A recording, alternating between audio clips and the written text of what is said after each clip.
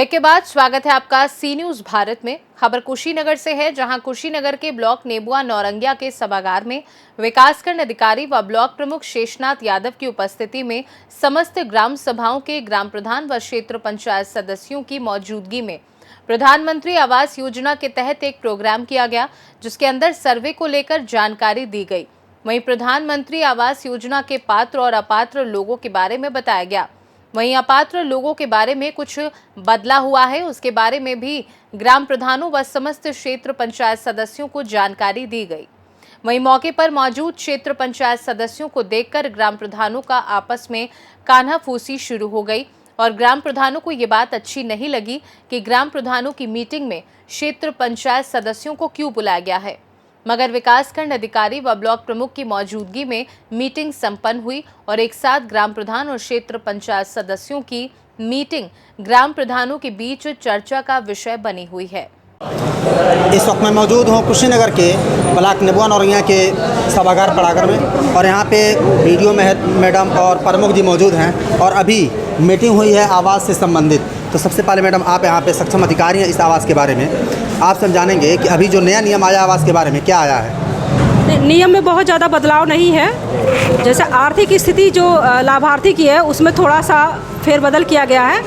जैसे पहले 10,000 रुपया मंथली अगर किसी को इनकम होती थी तो अपात्र माना जाता था। अब इसका क्राइटेरिया बढ़ा के 15,000 कर दिया गया है। इसके साथ साथ जो टीवी, फ्रिज या 2 पहिया वाहन वाले व्यक्ति को भी पूर्व के वर्षों में अपात्र जो माना जाता था आवासीय योजना में, अब उनको पात्र माना जाएगा। जिनके यहाँ 3 पहिया या 4 पहिया के वाहन हैं वही अपात्र होंगे। कृषि यंत्र या कोई भी व्हीकल उनके पास है। इसके अलावा और कोई विशेष फेरबदल नहीं है। आवास के मानक वही हैं जो पहले से तय थे। इसमें सबसे जो अंतिम पायदान पे व्यक्ति है, अंत्योदय जो है, उनका उदय करना है हम लोगों को। उनके उन्मुखीकरण के लिए गोष्ठी आयोजित की गई थी, जिसमें सभी प्रधानगण, सभी क्षेत्र पंचायतगण, आदरणीय प्रमुख जी, हमारे जो है कि आप लोगों को सबको आमंत्रित किया गया था और बहुत ही सकारात्मक जो है कि माहौल में ये गोष्ठी संपन्न हुई।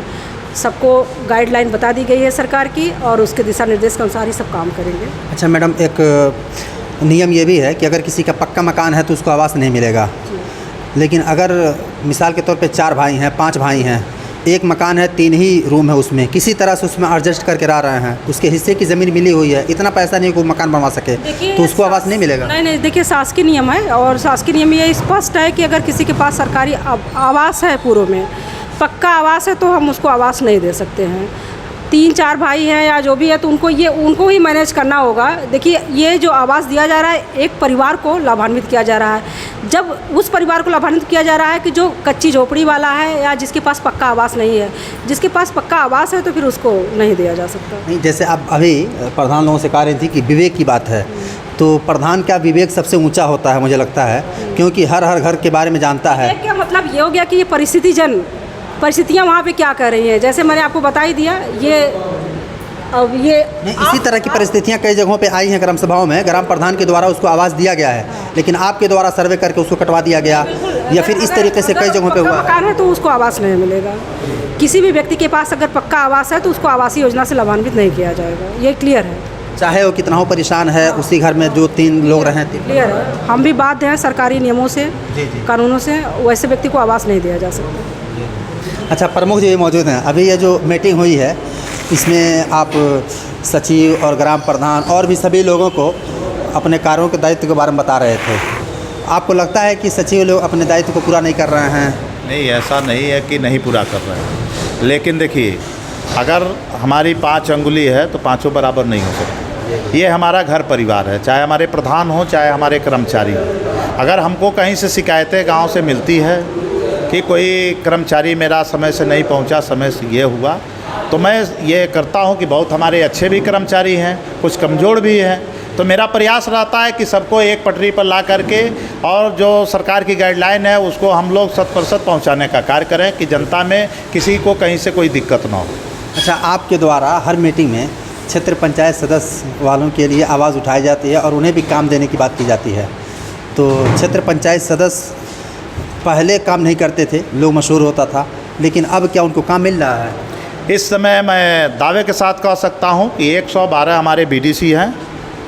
कोई ऐसा क्षेत्र नहीं है कोई ऐसा मेरा क्षेत्र पंचायत सदस्य नहीं है कि जिसके क्षेत्र में, चूँकि 77 ग्राम पंचायतें 112 बीडीसी का क्षेत्र है, कुछ न कुछ निश्चित है कि मैंने कहीं भेदभाव नहीं किया, सबके क्षेत्र में काम हुआ है और निश्चित है कि हमारे सारे क्षेत्र पंचायत सदस्य इस चीज़ को जानते हैं। अच्छा मैडम, आपसे सवाल है, अभी सर्वे होने वाला है, ये नया सर्वे कब से शुरू होगा? ये आज से ही शुरुआत हो गई, आज से कल से ही शुरुआत हो गई थी। जिला स्तरीय गोष्ठी आयोजित की गई थी आदरणीय जिलाधिकारी महोदय द्वारा। उसके बाद हम लोगों को निर्देश प्राप्त हुआ था कि आज हम ब्लॉक स्तरीय गोष्ठी आयोजित करेंगे, जिसमें हमारे समस्त सम्मानित प्रधानगण, समस्त सम्मानित क्षेत्र पंचायत सदस्यगण, यहाँ के जो जनप्रतिनिधिगण हैं, आदरणीय प्रमुख जी, सबको आमंत्रित करना था और सभी लोग आए। तो ये गोष्ठी आयोजित हो गई है, रोस्टर जारी हो रहा है, शीघ्र ही ग्राम पंचायतों में ये सर्वे का काम शुरू हो जाएगा जी। कितने दिन तक चलेगा सर्वे? लगभग एक सप्ताह। एक सप्ताह जी। अच्छा, अभी जो पिछला जो आवास के लिए अप्लाई हो गया था वो फाइनल हो चुका है क्या? जी, पिछले जो भी आवास की जो सूची थी वो संतृप्त हो चुकी है। सरकार का क्या लक्ष्य है, कितना आवास देने का लक्ष्य है? नहीं, आवास का कोई एक लक्ष्य नहीं आया है। जो अंत्योदय व्यक्ति है, मैंने बता दिया पहले ही आपको कि जो गरीब व्यक्ति है और उस ग्राम पंचायत में अंतिम पायदान पर खड़ा व्यक्ति है, उन सबको हमें आवास से आच्छादित करना है। जी जी। तो आप देखिए कि यहाँ पे एक मीटिंग रखी गई थी, जिसमें प्रमुख जी और वीडियो मैडम और भी सारे ग्राम प्रधान, सारे सचिव, सब लोग मिल करके इसमें शामिल हुए और इस मीटिंग का उद्देश्य जो था वो आवास के सर्वे के बारे में और जो सर्वे शुरू होने वाला है उसके बारे में लोगों को बताना था, और जो नया नियम आया है उसके बारे में भी बताना था कि इस नियम के तहत कुछ बदलाव हुए हैं। और इस तरीके से सारे प्रधान लोगों ने अपनी बात रखी और मैडम ने भी अपनी बात रख करके और इसका समापन की गई। मैं राष्ट्रबिल्ला सिंह, कुशीनगर। फिलहाल इस खास रिपोर्ट में बस इतना ही। देश दुनिया की बाकी खबरों को जानने के लिए आप देखते रहिए सी न्यूज़ भारत।